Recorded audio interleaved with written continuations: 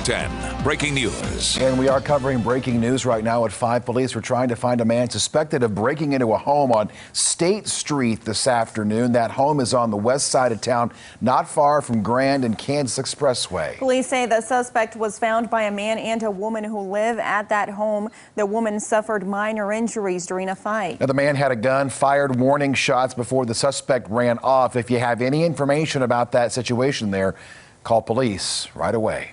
New at 5. I never once held up a sign. I never once approached anybody asking for money.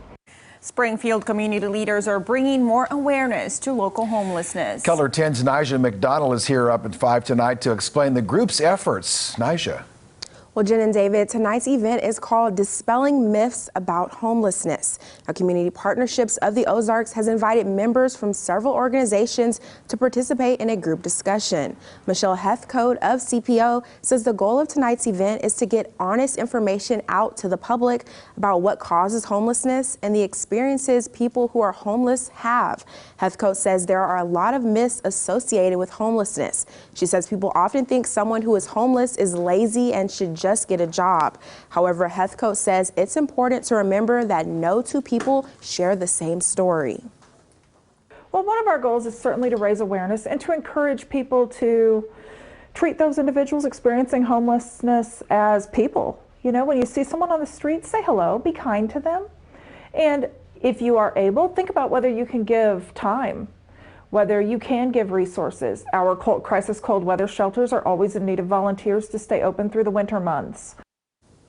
Well, coming up at 6, hear more from one Springfield woman who dealt with homelessness for 5 years before getting back on her feet. All right, Nija McDonald here at 5 tonight. Thanks for that report. Also new at 5 tonight.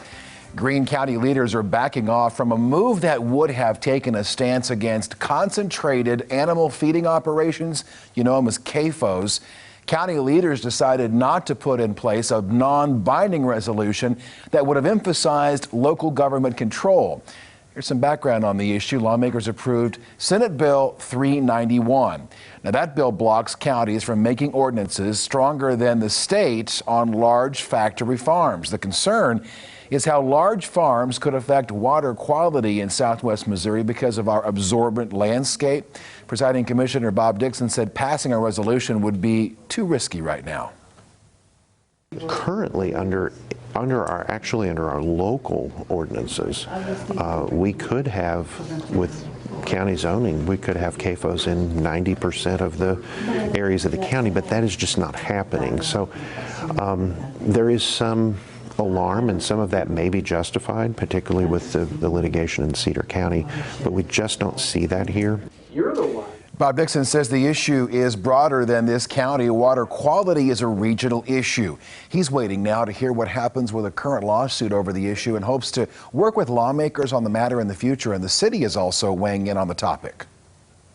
I think people are well-intentioned, but we all have different perspectives. So something that sounds good when you're in Jeff City looking at it, maybe when you get down here on the ground, isn't what you intended. So perhaps there'll be some cleanup later on. Councilmember Andrew Lear said it's undecided if the city will make its own resolution on the matter. The next court hearing on the matter is scheduled for December 9th. Around the Ozarks now, we are almost into the full swing of the busy holiday season, and police are reminding everyone that this is also the time criminals get busy. Crystal Blair is live in Branson to fill us in on how police are using social media to help tourists and locals stay safe. Crystal. Well, Jen, starting tomorrow, the Branson Police Department says that they're going to launch their holiday crime prevention campaign. And the way they're going to do it is they're going to use Facebook to reach out to the community with tips every week on how not to become a victim of crime. This is something that we unfortunately see nationwide. It's not a Branson-specific issue. Branson police officer Daryl Donathan says crime goes up during the winter months all around the country, and they want to stay on top of it. So starting tomorrow on their Facebook page, the department will feature a different topic every Friday until the end of December, and they're going to offer preventative safety guidelines and tips for when you're out and about shopping, while at home, or traveling this holiday season, just to name a few. Now, we ran into Vanessa Boynston at Tanger Outlet in Branson today, and she shared a safety tip that she puts into practice while shopping. I try to be aware of my surroundings. I told you we wear the purses that go across, so it's harder to get away from you. So. And your mind is set on holidays and visiting family and those good things. So unfortunately, there are people out there that want to do bad. Especially if you're carrying packages and you're alone, you need to be more aware. Now, something else people tend to do during the winter months, that is warm up their cars before getting into them. And Officer Donathan says that contributes to the increase in auto thefts during the winter months. And they plan to talk about that topic as well. Reporting live in Branson, Crystal Blair, Ozarks First. All right, Crystal Blair tonight. Thanks. Keeping crime in focus. Authorities have arrested a suspect now accused of robbing a gas station here in town last night. It happened at the Rapid Roberts over at Elfindale and Kansas Expressway shortly before 10 o'clock. Police say that the suspect walked in with a gun and demanded money.